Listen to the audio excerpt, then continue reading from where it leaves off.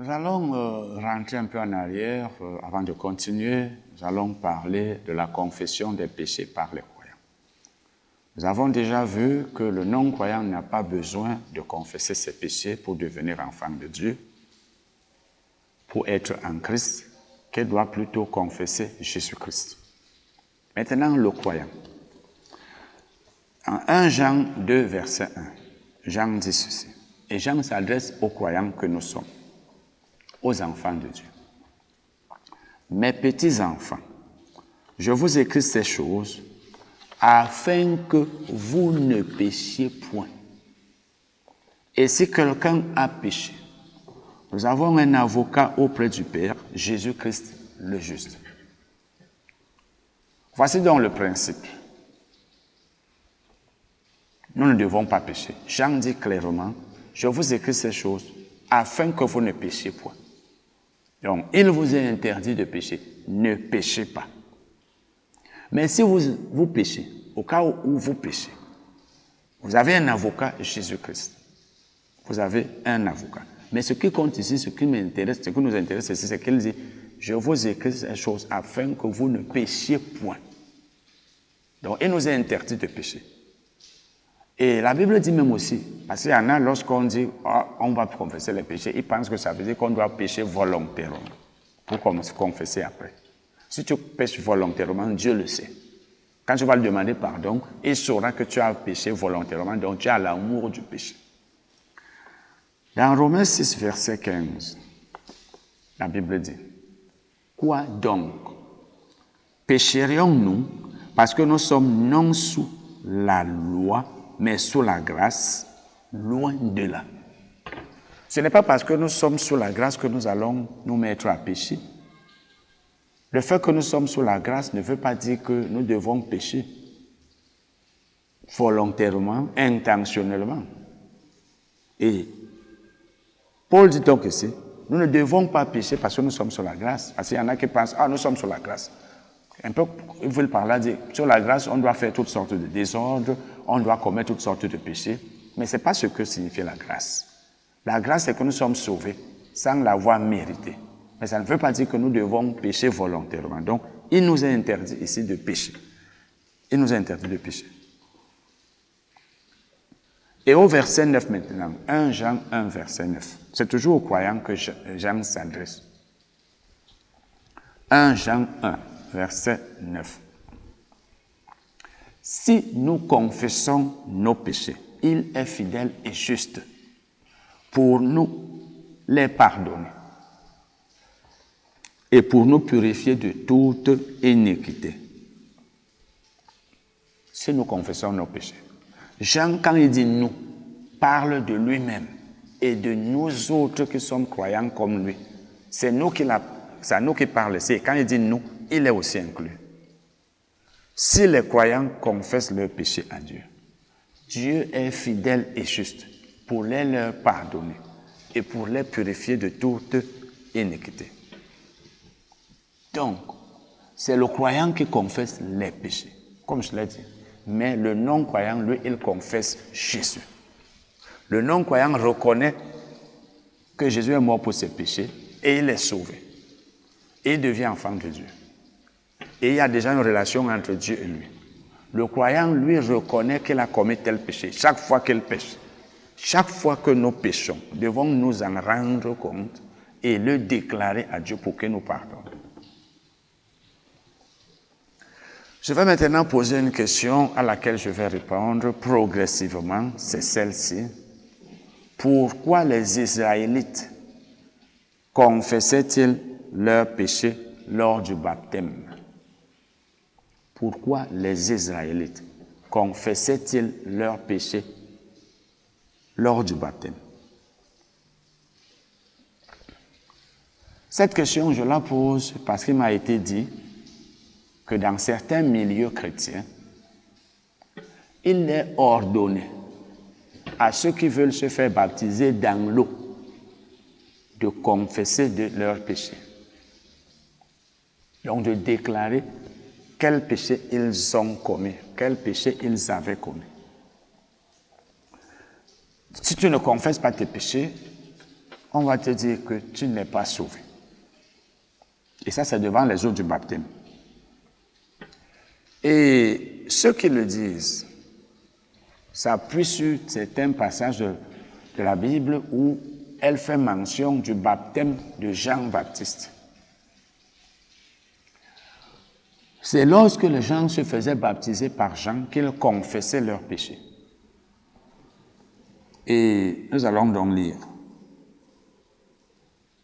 Parce que ce que beaucoup de personnes ne savent pas, c'est que le baptême de Jean-Baptiste, c'était le baptême des Juifs, le baptême des Israélites.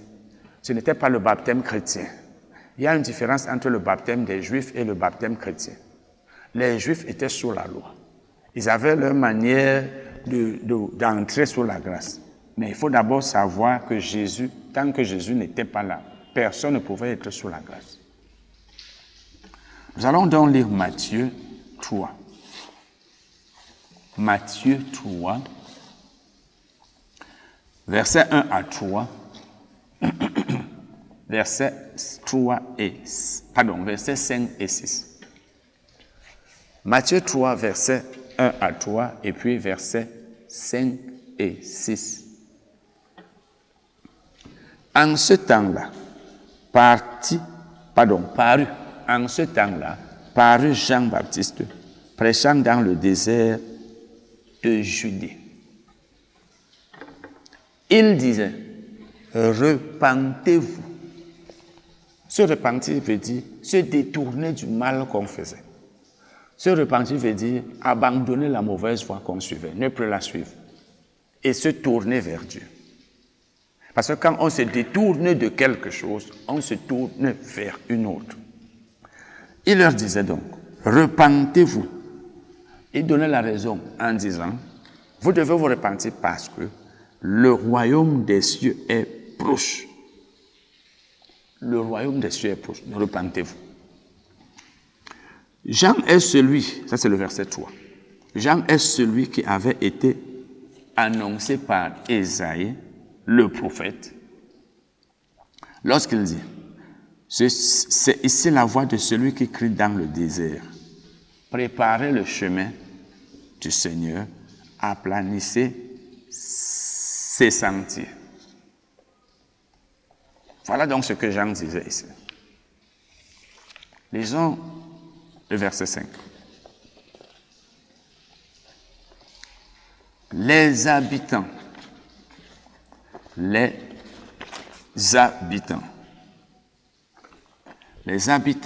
Jérusalem, de toute la Judée et de tout le pays des environs du Jourdain, se rendaient auprès de lui. Donc, ils se rendaient auprès de Jean. Et confessant leurs péchés, ils se faisaient baptiser par lui dans le fleuve du Jourdain. Ils confessaient donc leurs péchés, puis se faisaient baptiser. Et comme je l'ai dit tout à l'heure, ce verset ou ce passage fait partie de ce que nous citons, de ceux sur lesquels nous nous appuyons pour dire aux chrétiens, confesse aussi tes péchés avant d'être baptisé. Nous allons lire Marc 1. Marc 1, versets 8 et 5. Marc 1, versets 8 et 5. Jean parut, baptisant dans le désert et prêchant le baptême de repentance pour la rémission des péchés. Jean, c'est la même histoire qu'on a lue tout à l'heure dans Matthieu. La Bible nous dit donc ici que Jean prêchait le baptême de repentance pour le pardon des péchés, pour la rémission des péchés. Ça veut dire que c'est à l'occasion de ce baptême qu'on était pardonné. C'était le baptême de repentance. Nous savons déjà que la repentance consiste à se détourner de la mauvaise voie qu'on suivait, du monde, du diable, et à commencer à se tourner vers Dieu. Nous allons lire le verset 4 et le verset 5. Verset 4 et le verset 5. Dans la Bible, dans la version Semeur. Marc 1, versets 4 et 5, version Semeur. Jean parut. Il baptisait dans le désert. Il baptisait dans le désert. En effet, il appelait les gens à se faire baptiser pour indiquer qu'ils changeaient de vie, afin de recevoir le pardon de leurs péchés. Vous voyez donc que les gens qui venaient se faisaient baptiser. Ils se faisaient baptiser dans le but, c'est ce que nous venons de lire, c'est dans la Bible, la version Semeur. Ils se faisaient baptiser dans le but de faire ou alors d'indiquer qu'ils changeaient de vie, c'est-à-dire qu'ils se repentaient. Et c'est pourquoi ce baptême était appelé baptême de repentance. Donc il voulait indiquer à tous ceux qui étaient là qu'ils avaient changé de vie, qu'ils n'allaient plus mener la vie qu'ils menaient auparavant, qu'ils ne la menaient même plus. C'est ça le changement de vie, qui est aussi appelé repentance. Donc ils étaient en train de leur dire, comme vous voyez là, nous on a changé de vie, on tourne le dos à l'ancienne vie. C'est à l'occasion donc de ce baptême qu'ils confessaient leurs péchés. Parce qu'avant de pouvoir suivre Dieu, il faut d'abord se détourner de la mauvaise vie qu'on suivait. Il faut abandonner la vie de péché. Nous allons lire maintenant le verset 5. Tous les habitants de la Judée et de Jérusalem se rendaient auprès de lui.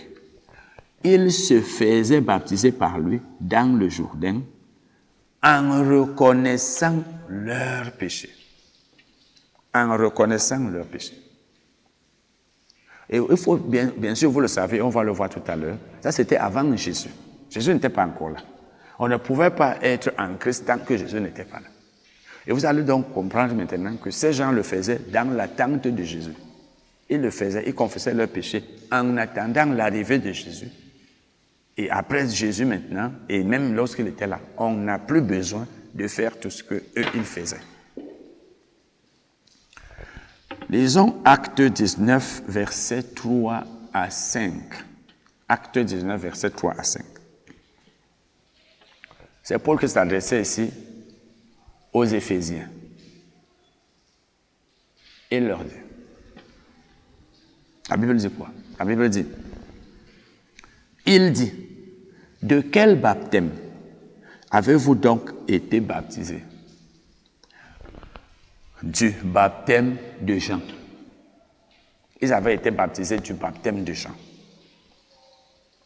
Et Paul ne le savait pas. Il leur a posé la question. Ils lui ont répondu.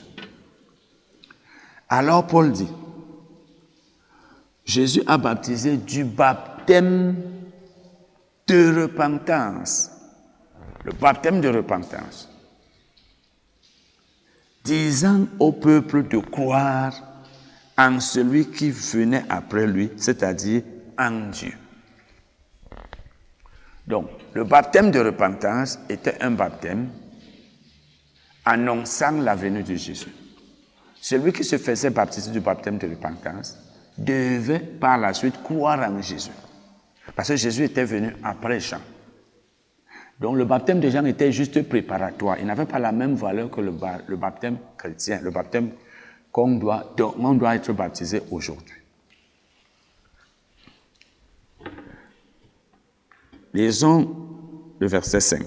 Sur ces mots, il fut baptisé au nom du Seigneur Jésus. Il fut baptisé au nom du Seigneur Jésus. La version Semeur maintenant, du verset 3 au verset 5.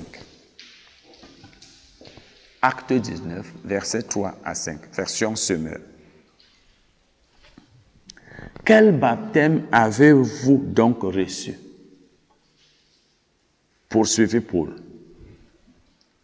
Celui de Jean-Baptiste, lui répondirent-ils. Donc ils avaient été baptisés du baptême de Jean-Baptiste, c'est-à-dire du baptême de la repentance. Oui, reprit Paul. Jean, baptisant les Israélites pour indiquer qu'ils changeaient de vie. Jean baptisait, je veux dire. Jean baptisait les Israélites pour indiquer qu'ils changeaient de vie. Mais il leur disait aussi, il faut voir, il leur disait aussi. Donc de ne pas s'arrêter là au niveau du baptême. Il leur disait aussi de croire en celui qui viendrait après lui, c'est-à-dire en Jésus. Donc Jean baptisait les Israélites, Jean baptisait les Juifs. Et il leur disait, maintenant que vous vous faites baptiser, croyez en celui qui va venir après moi. Il y a quelqu'un qui va venir après moi qui s'appelle Jésus. Croyez en lui. Donc le baptême de Jean était juste quelque chose de transitoire et même de provisoire. Ce n'était pas un baptême qui devait continuer. Et c'est la raison pour laquelle donc la confession des péchés là, qui a été faite là ne doit plus être faite aujourd'hui. Elle ne doit plus être faite aujourd'hui. Donc les Juifs confessaient leurs péchés pour indiquer qu'ils se repentaient, c'est-à-dire qu'ils se détournaient de la vie de péché qu'ils menaient. Et c'est la raison pour laquelle donc, ce baptême est appelé baptême de repentance. Le baptême de repentance. Maintenant, Jésus est monté au ciel. Parce que eux, ils étaient baptisés du baptême de repentance. Ils étaient baptisés du baptême de repentance avant la venue de Jésus. Et comme nous l'avons lu tout à l'heure, Paul dit aux Éphésiens, si vous avez été baptisés du baptême de Jean, sachez que ce baptême-là était un baptême qui devait vous amener à Christ. Ça veut dire, après vous êtes baptisés du baptême de Jean-Baptiste, qui est venu avant Jésus, vous deviez croire en Jésus. On a lu ça tout à l'heure. Et après avoir cru en Jésus, vous deviez donc encore vous faire baptiser. Et c'est la raison pour laquelle, comme on a lu tout à l'heure dans Acte 19, ils se sont fait baptiser une fois de plus. Ça veut dire, ils ont été baptisés du baptême de Jean, qui devait les pousser à croire en Jésus plus tard. Ils ont donc cru en Jésus, et les voilà qui ont été baptisés ici par Paul. Parce que la Bible dit que c'était des disciples. C'était des disciples de Jésus. Ils croyaient déjà en Jésus. Paul les a donc baptisés parce que le baptême de Jean était avant, il intervenait avant la foi en Jésus. Maintenant, le baptême, vous voyez donc, ces gens ont été baptisés 2 fois. Le premier baptême était le baptême de Jean-Baptiste. Il a précédé leur foi en Jésus. Le deuxième, maintenant, par Paul, est intervenu après leur foi en Jésus. C'est ça le baptême chrétien. Donc, ils ont été baptisés du baptême de Jean-Baptiste et après, ils ont cru en Jésus. Ils sont devenus enfants de Dieu et ils ont été baptisés après, maintenant, par Paul, du baptême chrétien. Et c'est de ce baptême que nous sommes baptisés aujourd'hui. Voilà donc ce que nous devons comprendre. Lorsque nous croyons en Jésus, nous recevons le pardon de nos péchés. Nous sommes pardonnés. Si nous devons nous faire baptiser dans l'eau, le même jour, parce que c'est arrivé dans la Bible, par exemple, l'eunuque éthiopien a été baptisé par Philippe, le même jour, au moment même où il lui a prêché l'évangile. Souvent dans la Bible, c'était après des heures, après des jours. Si donc, après que j'ai cru en Jésus-Christ, je veux me faire baptiser dans l'eau, je dois savoir que le jour où j'ai reçu Jésus comme Seigneur et Sauveur, j'ai été pardonné. Tous mes péchés ont été effacés. Je ne suis coupable de rien devant Dieu. Lorsque je veux donc me faire baptiser, je n'ai plus de péché à confesser. Je ne sais pas ce que les chrétiens à qui on demande de confesser les péchés lors du baptême, je ne sais pas quel péché ils confessent. Quand tu as cru en Jésus, tous tes péchés sont annulés. Ils sont effacés à l'instant même, puisque la Bible nous dit dans beaucoup de versets, par exemple dans Éphésiens 1, verset 7, qu'en lui, nous avons reçu la rédemption, le pardon des péchés, ou alors la rémission des péchés. Et on est en lui le jour où on croit en lui. Donc, le croyant qui se fait baptiser n'a aucun péché à confesser, parce que tous ses péchés, passés, présents et futurs, lui ont été pardonnés. Donc, nous disons plus aux chrétiens, confesse tes péchés, parce que les Juifs confessaient les leurs. Lorsque vous lisez Actes 8, versets 34 à 38, Philippe a annoncé l'évangile à l'eunuque éthiopien. L'eunuque éthiopien a cru. Et c'est même lui qui a demandé à Philippe, qu'est-ce qui empêche que je sois baptisé dans l'eau? Philippe lui a dit, si tu crois de tout ton cœur, cela est possible. Et l'eunuque éthiopien a dit, je crois que Jésus-Christ est le Fils de Dieu. Et il a baptisé. Est-ce qu'il a confessé le péché là? Non. Il a tout simplement dit, je crois. Il n'a pas confessé le péché. Et Philippe ne lui a pas demandé de confesser le péché parce qu'il savait qu'il n'en avait pas besoin. Et une dernière chose que je vais dire, c'est que on ne reçoit pas le pardon des péchés après la mort. On ne reçoit pas le pardon des péchés après la mort. La Bible nous dit clairement dans Romains 10, versets 9 et 10 que c'est lorsqu'on confesse de sa bouche le Seigneur Jésus et lorsqu'on croit dans son cœur que Dieu l'a ressuscité des morts qu'on sera sauvé. Donc, on est sauvé par la foi en Jésus. On est sauvé par la foi en Jésus. Et on doit confesser de sa bouche, même pas les péchés, mais Jésus. Donc, si quelqu'un meurt et après on se met à confesser Jésus pour lui, ou même à confesser ses péchés pour lui-même, on perd le temps. Il n'y a pas de pardon des péchés après la mort. Il y a pardon des péchés quand on est vivant. Donc, aidons les gens à savoir que c'est lorsqu'ils sont encore en vie que Dieu veut leur pardonner. S'ils meurent sans avoir reçu le pardon des péchés, parce qu'ils n'ont pas cru en Jésus-Christ, ils ne seront plus jamais sauvés. Voilà donc pour l'essentiel de ce que j'avais à vous dire sur cet enseignement sur le pardon des péchés en Jésus-Christ. Je crois que nous parlerons des péchés des parents prochainement, parce que nous entendons les uns dire que oui, tes parents ont commis tel péché, c'est pourquoi tu as tel problème, il faut confesser cela. Dieu a dit qu'il punirait les péchés des pères sur les enfants. Nous en parlerons prochainement. Je vous rappelle qu'il y a cette brochure, le pardon des péchés en Jésus-Christ. Elle coûte 300 francs CFA. Amen.